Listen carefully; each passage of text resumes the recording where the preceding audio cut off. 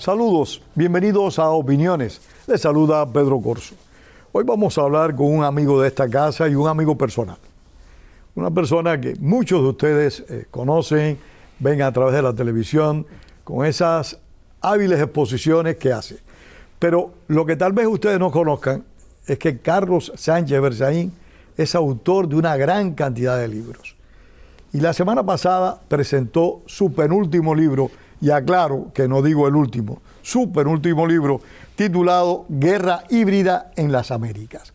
Un libro interesantísimo en el cual Berzaín enfoca una serie de actividades, una serie de gestiones que el crimen organizado, que las dictaduras provenientes de ese crimen organizado desarrollan en el hemisferio y particularmente en los países que controlan directamente. Carlos dice que esta guerra híbrida, que esta guerra novedosa en contra de la libertad y la democracia es un crimen contra la democracia en general del continente americano. Carlos, gracias por estar acá y bienvenido una vez más. Gracias, Pedro, un saludo a la audiencia y felices fiestas. Tú sabes que a mí no me gusta decirle fiestas. Yo le digo feliz Navidad. Muy bien. Porque aunque yo no soy, disto mucho de ser un creyente practicante, muchísimo disto, yo considero que una de las formas en que la guerra cultural se ha ido desplegando es que la ciudadanía en términos generales le resten importancia y trascendencia a lo que históricamente formó estas actividades de fin de año. No, es simplemente una manera de felicitar a toda la comunidad en un país y en una región como es las Américas, que es obviamente pluralista. Están de fiestas hace poco el pueblo judío, están de fiesta la gente que cree en otras religiones. Y yo personalmente soy católico y lo tradicional es Feliz Navidad y Próspero Año Nuevo. Eso es lo que a mí me gusta decir. Pero lo que el mundo occidental ha implantado a través del tiempo en el mundo en general es que en diciembre, los últimos días del mes, hay una gran celebración por diferentes motivos. La Navidad para nosotros y después viene el Año Nuevo, que no tiene nada que ver con la Navidad, pero que es una fiesta extraordinaria que todo el mundo celebra en la esperanza de que el próximo año sea mejor. Sin escaparnos de nuestro tema predilecto, que es la política, al menos el mío, y estoy seguro que el tuyo también, para mí hay dos fechas trascendentes, importantes. Una la conocí en este país, que es el Día de Acción de Gracias. Para mí es un día clave, y si algún día tuviera influencia en mi país, me gustaría que se instaurara un día similar. El Día de Acción de Gracias considero que es un día importante, y Nochebuena. Sí, bueno, ahí vamos, ya pasó Acción de Gracias, la dejamos atrás bastante lejos. Es una fiesta norteamericana, pero otras culturas tienen el Día de Dar Gracias. Lo tienen de nuevo las diferentes religiones de diferentes maneras, pero la más extendida es obviamente la anglosajona en Estados Unidos con este Día de Acción de Gracias, y la Navidad es algo universal. Y muy bonito, de verdad que son días maravillosos que uno los pasa por lo regular. Bueno, felicidades porque allá vamos, quedan unos pocos días. Bueno, ya, 3, 4 días. Feliz Navidad y próspero Año Nuevo. Que así sea para todos. Carlos, que quería, reitero, felicitarte por Guerra Híbrida en las Américas. Un excelente libro, ¿eh? A ver, ¿qué es la guerra híbrida? ¿Qué recoge este libro primero? Recoge la realidad objetiva. En mis libros yo trato, en mis análisis, en mis ensayos, en mis exposiciones, yo estoy siempre fundado en la realidad objetiva. ¿A qué llamo realidad objetiva? A la realidad real, así de redundante. A lo que está pasando. Sí, uno puede escribir cosas que imagina, entonces escribirá novelas. Uno puede escribir cosas que ha visto pasar y escribirá historia. Uno puede escribir cosas que le gustan y escribirá cuentos. Yo milito en el género de la realidad objetiva y escribo ensayos sobre la realidad objetiva. Y de esos ensayos, que son en general documentos cortos, produzco libros, porque yo creo que los libros en el siglo XXI no son el desarrollo extensivo de un solo tema, sino es un tema tratado a través de diferentes ángulos por ensayos cortos que le permitan al lector en el libro leer uno y pasarse al subsiguiente, o leer 3 o 4 en el libro y entender de qué se trata. Saltar de una parte a otra. Claro. Porque aunque están relacionados, conservan cierta independencia. Están relacionados con el tema central, pero tienen diferentes independencia puntos. de exposición. Entonces, este es un libro en el que trato la guerra híbrida, que se define como el acto de agresión que se comete contra un país, contra un pueblo, contra alguien, en este caso contra las democracias de las Américas, a través de mecanismos. Lo que define la guerra híbrida es el mecanismo, porque la guerra es la confrontación, ¿no? Pero esa confrontación puede ser armada, y estamos entre ejércitos y estamos en una guerra regular. Esa confrontación puede ser de grupos irregulares contra las fuerzas regulares de un país, entonces entramos en una guerra irregular, las guerrillas. Después de ese concepto vino la confrontación por el sistema cuasi terrorista de atacar y replegarse más allá de la guerrilla, y estamos en la guerra asimétrica. Pero en el siglo XXI la definición de lo que estamos observando es la guerra híbrida, y la guerra híbrida está definida por los métodos de agresión. ¿Qué es lo que caracteriza la guerra híbrida? Caracteriza que la agresión se produce a través de mecanismos de diverso orden, que son directos o indirectos o simulados, y que le permiten al agresor además tener la posibilidad de no ser identificado directamente por la víctima. Los mecanismos de guerra híbrida en el siglo XXI son la migración forzada, en eso, el tráfico de drogas. Que te interrumpa, en eso el régimen cubano ha demostrado una habilidad extrema, porque ha organizado en contra de Estados Unidos varios éxodos masivos que en alguna medida han afectado a este país. Sí, pero allá vamos. En el siglo XXI la guerra híbrida se maneja contra las democracias de las Américas con migración forzada, con narcotráfico, cocaína al principio, después agregado el fentanilo, producto chino, el tráfico de personas, la utilización del crimen común para desestabilizar la sociedad, las maras, las bandas, los carteles, los grupos criminales, el Tren de Aragua, etc. La difusión de noticias falsas, el manejo tecnológico de las redes sociales, o sea, el hackeo ese que le dicen también. El hecho de penetrar en las democracias financiando candidatos que van a destrozar tu sistema democrático, y cualquier otra forma de agresión que equivale a tener la disculpa de decir yo no fui. O sea, te causan un daño y después se acercan y te dan apoyo, se conduelen e incluso te ofrecen ayuda. Esta guerra híbrida, así definida conceptualmente, se ha presentado durante todo este siglo XXI en las Américas, y ha sido operada contra las democracias, y ha llegado a un punto, y esta es la razón de la vigencia de este libro, en el que la potencia más grande del mundo, la democracia más grande del mundo, Estados Unidos, se ha dado cuenta que estaba siendo agredida. Y ha llegado el presidente actual, Trump 47, y ha dicho: señores, por razones de seguridad nacional, tengo que frenar la migración forzada, tengo que volver a la lucha contra el narcotráfico, pero esta vez en figura de narcoterrorismo. Tengo que trabajar contra las bandas, los carteles y los grupos criminales como el Tren de Aragua y perseguir a esta gente. Y tengo que poner en orden la protección de la política interna para que recursos del narcotráfico, el terrorismo y de grupos terroristas y de otros no penetren la política local y destrocen la democracia. Y siguiendo los hechos, siguiendo la migración forzada, siguiendo el narcotráfico, siguiendo los carteles y los grupos criminales, siguiendo el tráfico de personas, siguiendo toda forma de crimen que ataca a las democracias para terminar con ellas, los Estados Unidos han llegado a los autores, y son las dictaduras que se llaman del socialismo del siglo XXI o el castrochavismo.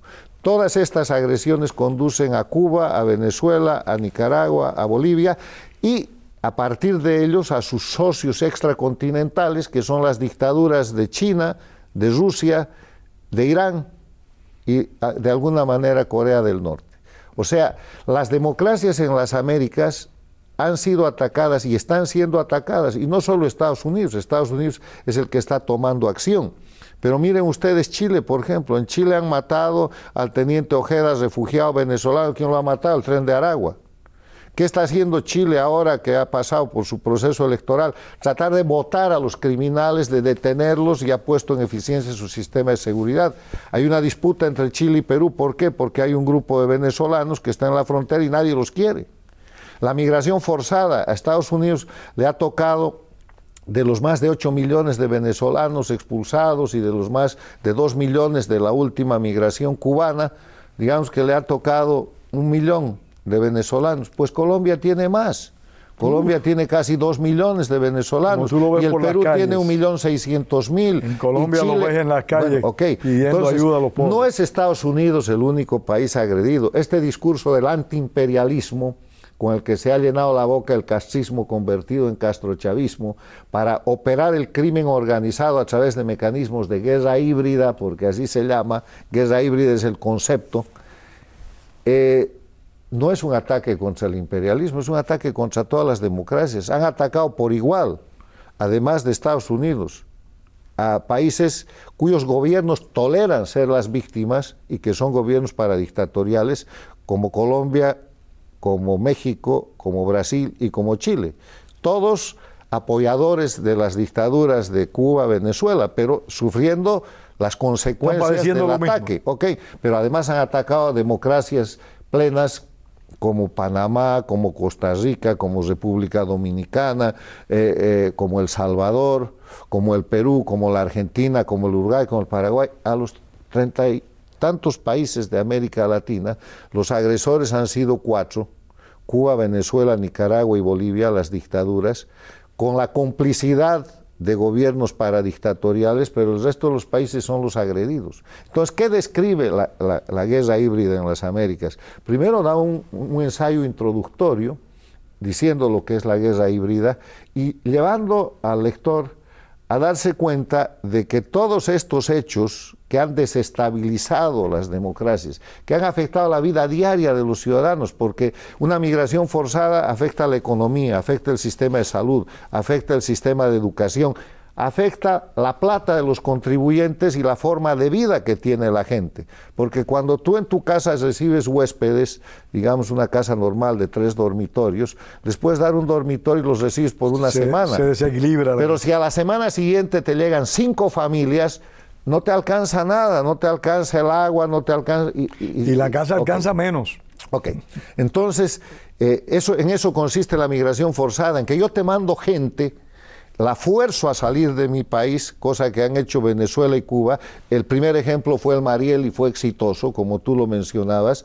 Y esa migración de gente que sufre, porque son las víctimas, son el instrumento de ataque para desestabilizar tu sociedad.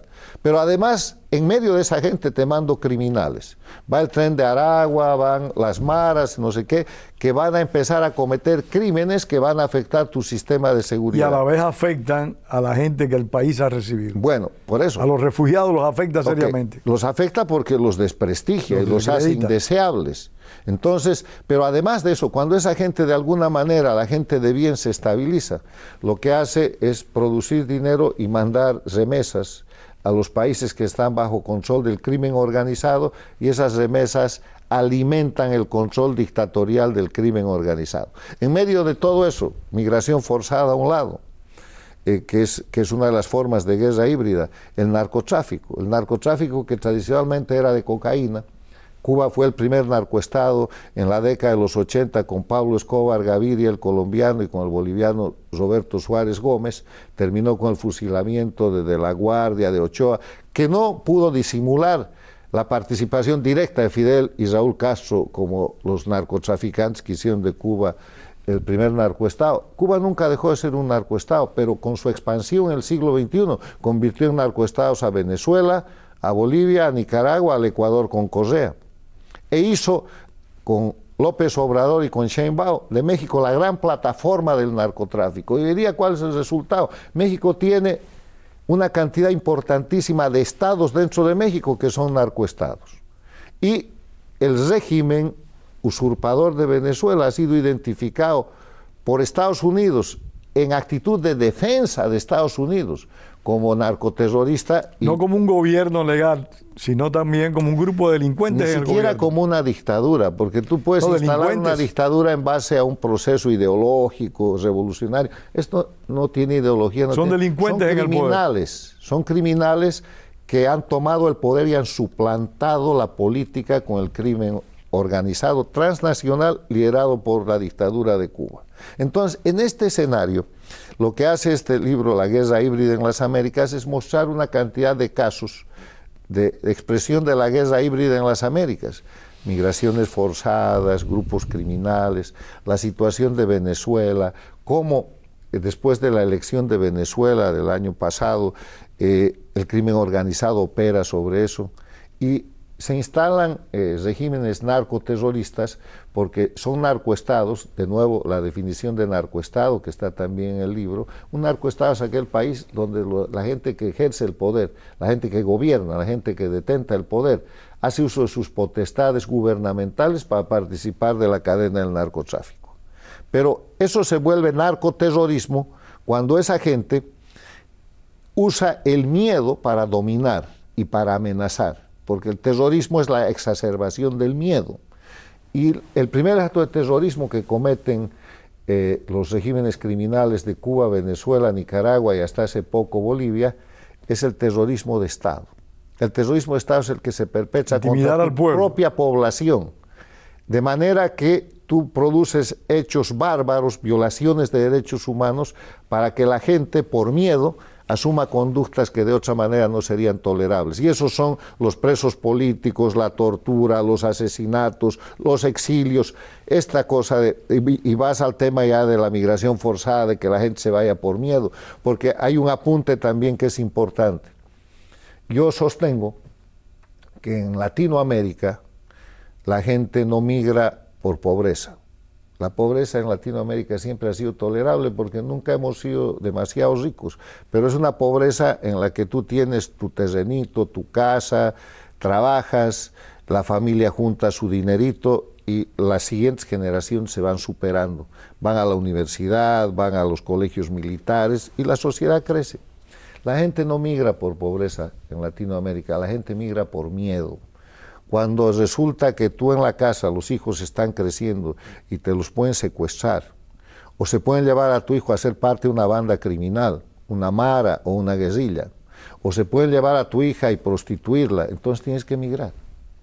Y esa es la razón con la que fuerzan la migración y después utilizan la migración como mecanismo de agresión, presionan las fronteras, destrozan la seguridad interna y han generado una guerra híbrida en toda la región, que ahora va a tratar de ser frenada, que está estratégicamente siendo enfocada por algo que ha sucedido en este mes de diciembre, que es la publicación de la Estrategia de Seguridad Nacional de los Estados Unidos. De eso te quería preguntar, ese cambio, si es que existe, cambio en la estrategia de Estados Unidos, en particular hacia América Latina. ¿Tú crees que sea una aplicación plena y real de la doctrina Monroe modificada con el pensamiento del presidente Trump? Primero, ¿qué es la Estrategia de Seguridad Nacional? Es la declaración de los Estados Unidos de que para proteger la seguridad internacional, la seguridad nacional más bien, de sus ciudadanos y de su país, va a realizar un conjunto de medidas en todo el mundo, en su país y en el mundo. La estrategia empieza con una introducción del presidente Trump, después muestra las potencialidades que tiene Estados Unidos, la democracia más grande del mundo, las fuerzas armadas más importantes del mundo, el país con el mayor desarrollo tecnológico, un país que innova todo el tiempo y dice, nosotros somos líderes de este mundo. Cuando muestra sus potencialidades pasa a los principios de la estrategia. Y los principios de la estrategia empieza diciendo Estados Unidos primero, los ciudadanos norteamericanos primero, cuya seguridad vamos a proteger y defender. Y después de eso enuncia un principio muy importante, la paz a través de la fuerza. La paz a través de la fuerza es un principio que ya usó el presidente Reagan. No es ajeno y un principio muy viejo, Carlos, perdóname. Exterior americana. Proviene de un filósofo chino que dijo, si quieres la paz, prepárate para la guerra. Bueno. O sea, metes miedo y vas a lograr paz. Yo tengo tanta fuerza que tú no te vas a meter conmigo. Por eso. Esa es la paz a través de la miedo fuerza. y busca paz. No es miedo, es fuerza. ¿No? Fuerza. Es fuerza, es diferente. La fuerza intimida quien no la tiene. La fuerza Carlos. es persuasiva. Carlos, perdóname, no estoy de acuerdo contigo. La fuerza intimida. Le da miedo a quien no la tiene. Bueno, está bien. Tú puedes tener todo el miedo que quieras, pero en esta doctrina, la paz a través de la fuerza, quiere decir que somos tan fuertes, en el caso de Estados Unidos, que podemos llevar un conjunto de valores y de principios que ustedes tienen que respetar, porque si no, ahí viene el siguiente principio. Oye, ¿estamos de acuerdo en el principio? Es fundamental. Está bien. El siguiente principio que enuncia esta doctrina, este documento de la Seguridad Nacional de Estados Unidos, es decir, somos amigos del no intervencionismo innecesario. O sea, no vamos a intervenir mientras no sea necesario, pero nos renunciamos a intervenir cuando es necesario, utilizando los dos principios anteriores, que son la seguridad de Estados Unidos y de su gente y la paz a través de la fuerza. Y así desarrolla un conjunto de principios que son importantísimos. Y después de desarrollar esos principios y de plantear objetivos,